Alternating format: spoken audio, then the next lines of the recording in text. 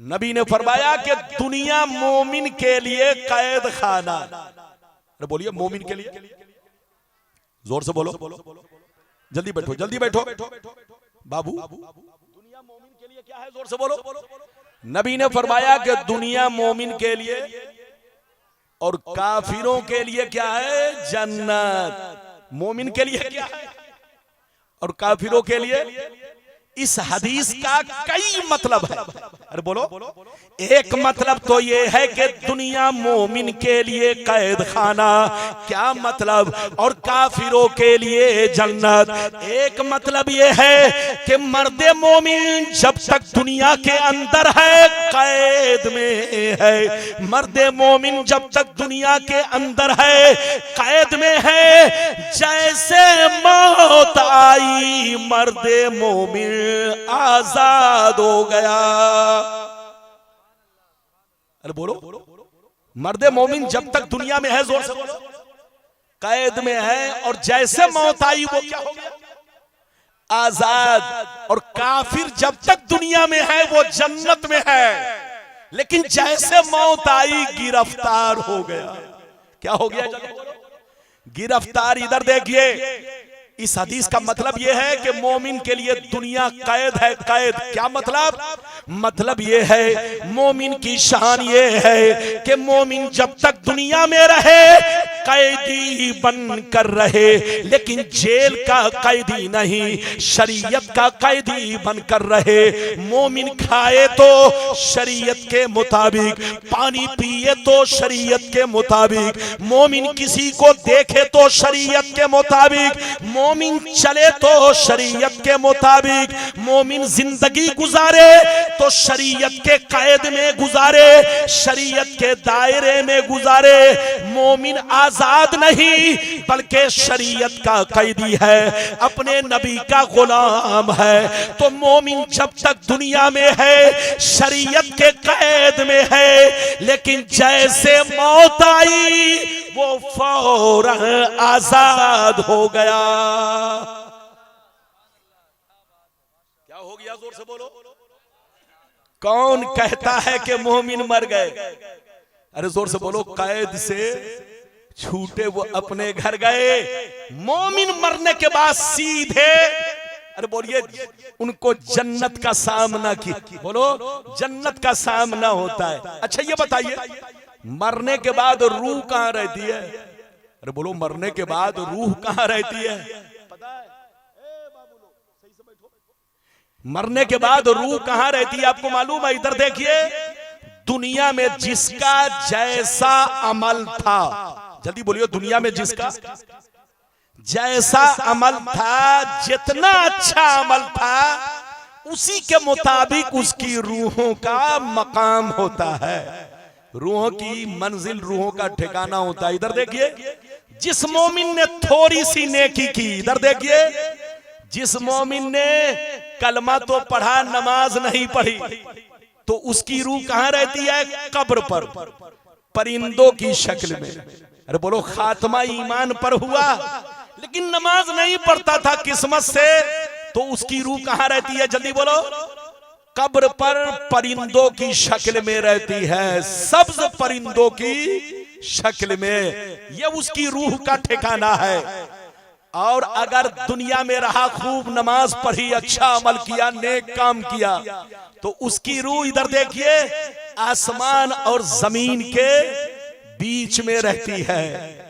और अच्छा अमल किया तो उसकी रूह पहले आसमान पर, और अच्छा अमल किया तो दूसरे आसमान पर, और अच्छा अमल किया तो तीसरे पर, और अच्छा अमल किया तो चौथे पर, और अच्छा अमल किया तो पांचवें पर, और अच्छा अमल किया तो छठवें पर, और अच्छा अमल किया तो सातवें पर, और अच्छा अमल किया तो उनकी रूह लौहे महफूज में किंदीलों की शक्ल में होती है, नूर की शक्ल में लौहे महफूज में उनकी रूहें होती हैं। इधर देखिए, मगर ध्यान से सुनिए, रूह चाहे जहां भी रहे, चाहे कब्र पर रहे, चाहे आसमान जमीन के बीच में रहे, चाहे सातों आसमान पर रहे, चाहे लौहे महफूज पर रहे, कब्र से ताल्लुक रहता है, कब्र से हमेशा बरकरार रहता है। जैसे आप मिसाल लो,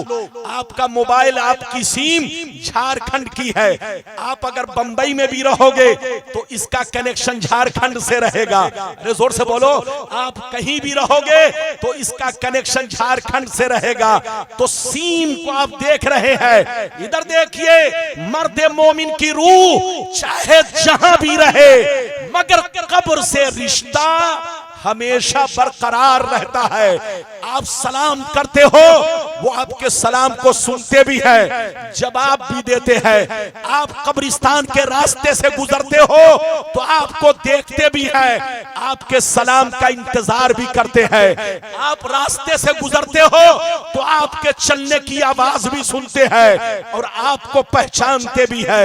मोमिन की रूह, उनका दुनिया में जितना जैसा अमल था, जितना अच्छा अमल था, उनके रूहों की उड़ान उसी हिसाब से होती है, रूहों का मकाम उसी हिसाब से होता है। मगर रूह चाहे जहां भी रहे, कब्र से रिश्ता बाकी रहता है।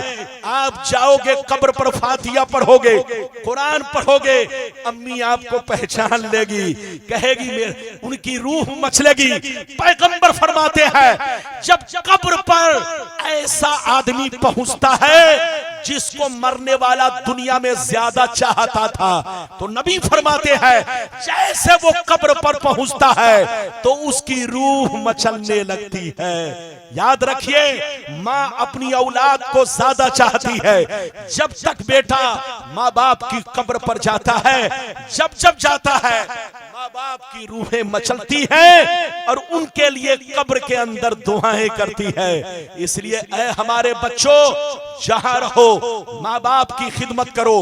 एक दफा इधर देखिए, एक दफा मेरे पैगंबर से पूछा गया, ये अल्लाह के रसूल, माँ बाप का वफादार बेटा कौन है? क्या पूछा गया? जोर से बोलो, माँ बाप का वफादार बेटा कौन है? तो नबी ने फरमाया, माँ बाप का वफादार बेटा वो है कि जब तक माँ बाप जिंदा रहे उनकी खिदमत करे और जब मर जाए तो उनकी रूहों को सवाब पहुंचाया करे। आज हमारे जनाब इधर देखिए, अपनी वालदा मोहतरमा, क्या नाम है भूल गया मैं, अरे भाई साहबजादे का क्या नाम है? मोहम्मद सिराज साहब। इनके जितने भाई हैं सारे भाई, नाम तो सबका नहीं जानता, सिराज भाई और इनके जितने भाई हैं, आज अम्मा के 40वां के मौके से नबी की महफिल सजाई है। आप क्या समझ रहे हैं? माँ मेरी कब्र में है, अरे कब्र में जरूर है, लेकिन उनकी रूहें मचल रही हैं और हमारी आवाज वो उन तक पहुंच रही है। वो मेरी आवाज को सुन रही है, वो मुझे पहचान नहीं है। आप ये याद रखिए, मरने के बाद ताकत बढ़ा दी जाती है। जोर से बोलो, मरने के बाद ताकत बढ़ा दी जाती है। जो चीज आप दुनिया में सुनते नहीं थे, मरने के बाद सुना करेंगे। जो चीज दुनिया में आप देखते नहीं थे, मरने के बाद देखा करेंगे।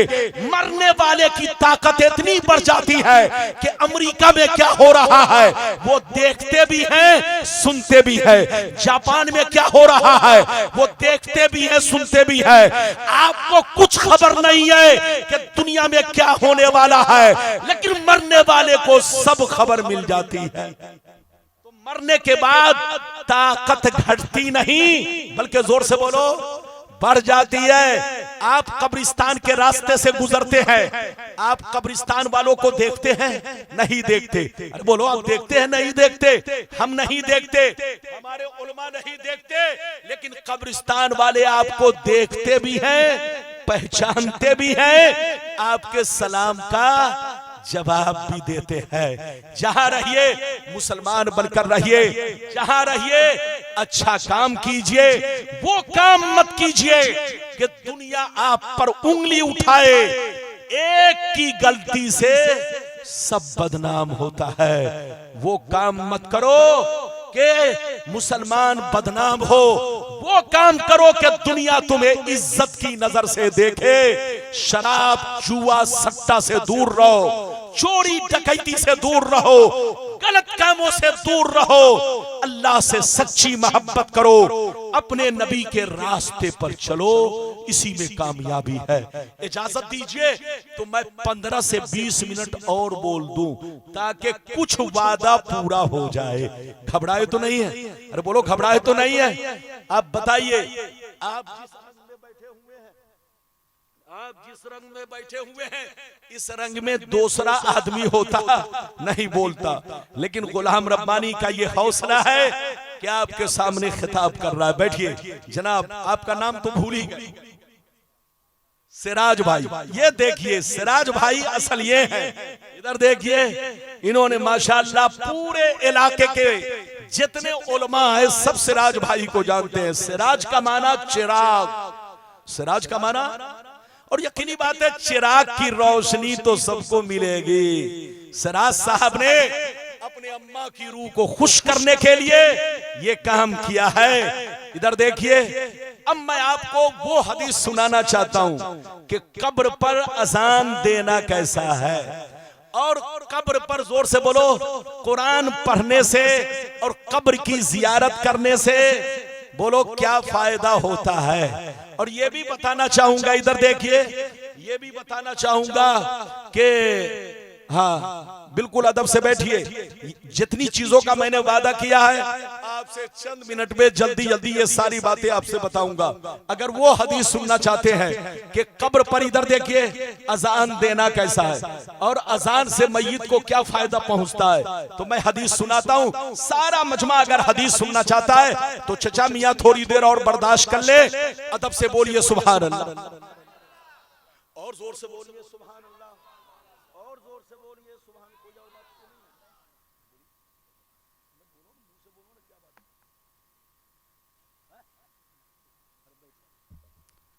ये बताइए, जब सारे लोग चले गए तब मौलाना कान में करे मस्जिद का चंदा। अरे बोलो, जब चला गया सारा बंदा, अरे बोलो, जब चला गया सारा बंदा, तब कह रहे करो मस्जिद का चंदा। अब आप बताइए, ये तो मेरे गले में पड़ गया फंदा, कैसे करेगा चंदा ये हकीर बंदा। तो बिल्कुल आप अदब से बैठे, चंदा, इधर देखिए तकरीर में। अब मैं आपको वो हदीस सुनाना चाहता हूं कि कब्र पर अजान देना कैसा है, बस ये इसको सुन लीजिए, उसके बाद कुछ मसला सुना दूंगा, तकरीर खत्म। अरे बोलिए, इजाजत है ना? इजाजत है? अरे बोलिए, बैठिए तो आप अल्लाह, क्या हो रहा है? इजाजत है? बोलिए, 15 मिनट और बोल। इजाजत है तो सारा मजमा अदब से बोलो, हाथ उठाकर बोलो सुभान अल्लाह, और जोर से बोलो सुभान अल्लाह। माशाअल्लाह, गौर से सुनो, मिशकात शरीफ जिल्दे अव्वल बाबो इस्बाते अज़ाबिल कब्र, सफ़ा नंबर 26 की हदीस सुनो। अन जाबिर रदियल्लाहु तआला अन्हु क़ाल खरजना मा रसूलिल्लाह सल्लल्लाहु अलैहि वसल्लम इला साद इब्न माज हीन तुवफ़िया फलम्मा सल्ला अलैहि रसूलुल्लाह व वुज़िया फी क़ब्री सुम्मा सुफ़िया अलैहि सब्बह रसूलुल्लाह फसब्बहना तवीला सुम्मा कब्बर रसूलुल्लाह फकब्बरना फक़ील या रसूलल्लाह लिमा सब्बहता सुम्मा कब्बरता फक़ाल अलैहि सलाम लक़द तज़ायक़ा अला हाज़ल अब्दि सालिह क़ब्रुहु हत्ता फ़र्रजहुल्लाह। जोर से बोल दो सुभान अल्लाह। बस अब तकरीर इसके बाद मसला बयान कर दूंगा, चूंकि आप लोग भी थक गए और मैं भी थक गया। इजाजत है? सुनिए, इस हदीस का मतलब सुनिए। हजरत जाबिर रज़ियल्लाहु ताला अन्हु फरमाते हैं, एक दफा एक सहाबी जिनका नाम साद बिन मास था, क्या था? साद बिन मास रज़ियल्लाहु ताला अन्हु, जब वो इंतकाल कर गए, पर्दा कर गए, तो मेरे नबी और बहुत सारे सहाबा उनके जनाजे में, जोर से बोलो, शरीक हुए। जब जनाजे में गए, इधर देखिए, हजरते जाबिर कहते हैं कि मैंने अपनी आंखों से क्या देखा, मेरे नबी ने जनाजे की नमाज पढ़ाई, मेरे नबी ने जनाजे की नमाज पढ़ाई। लोगों ने उनको कब्र में उतारा, मिट्टी देने लगे। जब मिट्टी बराबर हो गई, जब मिट्टी बराबर हो गई तो वहां से मेरे नबी फौरन नहीं गए, कब्र पर खड़े होकर बहुत देर तक सुभान अल्लाह पढ़ते रहे, अल्लाहु अकबर पढ़ते रहे। बहुत देर तक नबी तस्बीह पढ़ते रहे, अल्लाहु अकबर पढ़ते रहे और सहाबा भी नबी के साथ पढ़ते रहे। जब वहां से पढ़ चुके, बहुत देर तक आपने तस्बीह पढ़ी, अल्लाहु अकबर पढ़ा। जब वहां से चलने लगे तो सहाबा ने अर्ज किया, ई अल्लाह के रसूल लिमा सब्बहता सुम्मा कब्बरता, ई अल्लाह के रसूल आपने बहुत देर तक तस्बीह पढ़ी, बहुत देर तक अल्लाहु अकबर पढ़ा, आखिर वजह क्या थी? तो नबी ने इरशाद फरमाया, कान खोल कर सुन लो, लक़द तज़ायक़ा अला हाज़ल अब्दी सालिह क़ब्रुहु हत्ता फर्रजहु अल्लाह। नबी ने फरमाया, जब तुम लोग मिट्टी देने लगे तो मैंने क्या देखा कि इस बंदे की कब्र सटने लगी, इनकी कब्र सटने लगी। कब्र का दोनों हिस्सा चक्की की तरह मिलने वाला था, जैसे आटा चक्की मिलती है उसी अंदाज में ये कब्र का दोनों हिस्सा मिलने वाला था। अनकरीब था कि ये बंदा चक्की की तरह जैसे गेहूं चक्की में पिसता है, इसी अंदाज में कब्र उसे पीस डालती, उसकी हड्डी पसली को चकनाचूर कर देती। जब तुम लोग मिट्टी देने लगे तो मैंने क्या देखा, इनकी कब्र का दोनों हिस्सा सटा जा रहा था। मुझको रहम आया, मैंने तस्बीह पढ़ना शुरू किया, अल्लाहु अकबर पढ़ना शुरू किया। जैसे पढ़ने लगे अल्लाह ने इनकी कब्र को कुशादा कर दिया, अल्लाह ने इनकी कब्र कुशादा कर दिया।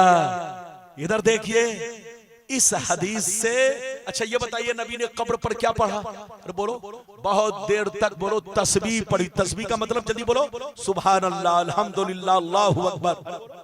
और बोलो नबी ने कब्र पर बहुत देर तक अल्लाहु अकबर। इधर देखिए अज़ान में कितनी मर्तबा अल्लाहु अकबर है? बोलो, अरे बोलो, शुरू में अल्लाहु अकबर एक मर्तबा, अल्लाह, अब गिनती कीजिए, अल्लाहु अकबर। अरे बोलो, पहली मर्तबा शुरू में 4 मर्तबा, अरे बोलो, और फिर लास्ट में बोलो 2 मर्तबा। कै मर्तबा हुआ? 6 बार। अजान में 6 बार। नबी ने पूरी अजान तो नहीं दिलवाई, लेकिन अजान में जो अहम कलमा था उसको आपने कब्र पर खुद पढ़ा और सहाबा ने भी पढ़ा।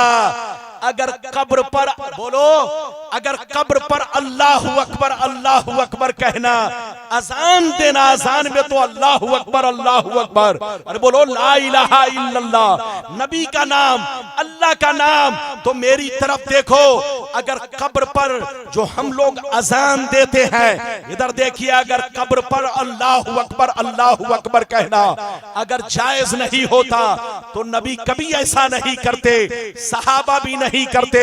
अच्छा ये भी सुनिए, नबी ने अजान नहीं दिलवाई, बल्कि अजान में जो सबसे अहम कलमा है, आज़म कलमा है, जो सबसे अफजल कलमा है, अल्लाहु अकबर, नबी ने उसका कसरत से जिक्र करके लोगों से ये आगाह किया कि अगर अल्लाहु अकबर कहने से कब्र कुशादा हो सकती है, तो पूरी अजान अगर दे दी जाए तो कब्र में और रहमत बरसेगी। अरे बोलो, कब्र में और रहमत बरसेगी। लेकिन कुछ लोग कहते हैं कब्र पर अजान देना शिर्क है। वो पागल है, पागल। खुदा जब दीन लेता है तो अकले छीन लेता है। इधर देखिए, जब किसी की किस्मत में जहन्नमी होना लिख दिया जाता है तो आहें बाहें बोलता है। याद रखिए, जहां अजान दी जाती है अगर जंगल भी हो तो मंगल बन जाता है। अरे बोलो, जंगल भी हो तो मंगल। अजान देने से रहमत की बरसात होती है। अगर कब्र पर अजान देना अगर शिर्क है या नाजायज है तो ऐ मौलवियों तुम बताओ, अगर शिर्क और नाजायज है तो जब कोरोना हमारे मुल्क में आया था तो हर घर पे लोग अजान दे रहे थे। वो तो छोड़ो, जब तुम्हारे घर में बच्चा पैदा होता है तो अजान दिलवाते हो। अरे जोर से बोलो, जब कोई बला आती है तो अजान देने का हुक्म है। इसलिए मसला सुन लीजिए, मसला यह है, कहीं आग लग जाए तो अजान दिया करो। सुन लीजिए, आग लग जाए तो अजान दिया करो, बला नाजिल हो तो अजान दिया करो, जब तेज आंधियां चले तो अजान दिया करो, जब तेज बोलो जलजला आए तो अजान दिया करो, क्योंकि अजान देने से बलाएं दूर होती है, घबराहट दूर होती है। जब कब्र पर मय्यत के अजान दिया जाता है और जब उसके कानों से आवाज टकराती है तो उसकी घबराहट दूर होती है, बेचैनी दूर होती है, उसको तसल्ली होती है कि चलो सब छोड़ गए लेकिन मेरा रब मेरे साथ है। कौन कहता है कि मोमिन मर गए? कैद से छूटे वो अपने घर गए।